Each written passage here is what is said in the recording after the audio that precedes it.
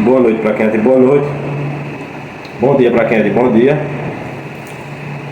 Saudações luciferianas. Estou gravando mais esse vídeo, pois queria conversar com vocês sobre um tema bastante controverso, que seria a hierarquia tanto dentro do sistema tradicional religioso, como as hierarquias no plano astral, como as hierarquias quando nós falamos sobre mestre, sobre tata, sobre pai de santo, babalorixá, cacique, enfim.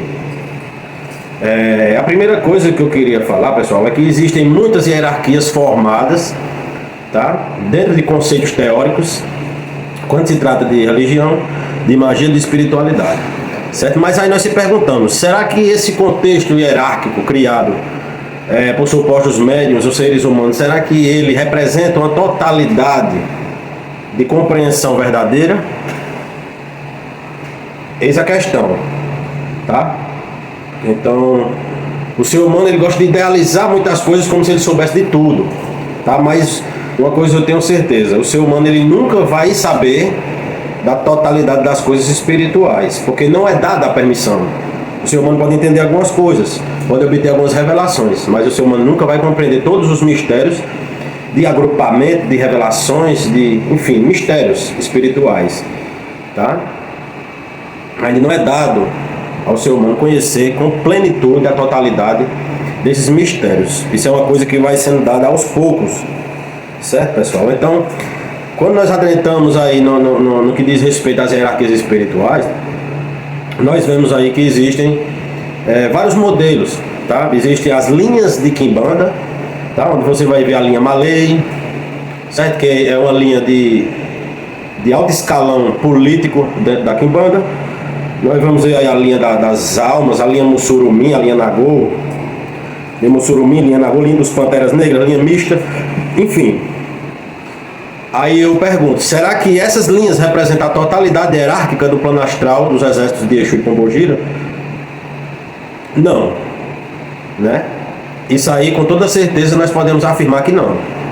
Ou pelo menos eu, nos meus estudos até agora, eu cheguei a essa concordância, ou aliás, essa discordância, tá?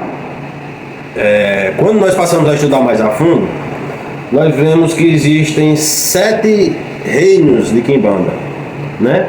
Encruzilhadas, cruzeiros, almas, cemitérios, matas, liras e praias, né? Beleza, até aí tudo bem. Quando nós passamos a estudar os povos de Exu dentro dos reinos, certo? Então nós vamos ver que existe ali um arcabouço mais detalhado, de informações mais detalhadas, que falam sobre as hierarquias ou subgrupos desses reinos da Quimbanda, certo? Mas ainda assim, nós não conseguimos uma totalidade de plenitude de conhecimento sobre as hierarquias do exército de Exu, tá? Então, se você for olhar o Exu Gato Preto, onde é que ele se localiza dentro desse arcabouço montado sobre as hierarquias da Quimbanda? Aonde é que se encontra o Exu Sete Cadeados ou outras entidades que são pouco faladas dentro do culto? Onde é que essas entidades se encontram dentro dessa sistemática, dessa ideologia hierárquica? Alguns vão dizer que o Exu Lúcifer é maioral, outros vão dizer que o Exu maioral é o maioral, que seria o Exu Belzebu, o Exu Nó. Outros vão dizer que seria o Exu Rei da Sete Encruzilhada maioral. Beleza, porque o Exu Rei da Sete Encruzilhada, ele ajudou a fundamentar a Quimbanda, né? Pelo menos a Quimbanda brasileira. Aí você vai para a Quimbanda luciferiana e você veja que um outro Exu influenciou a montar aquele sistema, como a Quimbanda luciferiana, né? Tem como maioral, como fundador, o Exu Lúcifer, certo? Então existe toda uma divergência. Aí você vai entender que no plano espiritual né, nos reinos de maioral, né, nos reinos obscuros, existem Exus que estão ali sendo maiorais e todo ano ou periodicamente existe uma modificação. Então muitas vezes num determinado ano quem está como maioral é um Exu tranca-rua, muitas vezes passando os anos quem está como maioral é Exu caveira, e por aí vai passando periodicamente, mudando como se fosse um regime político, certo?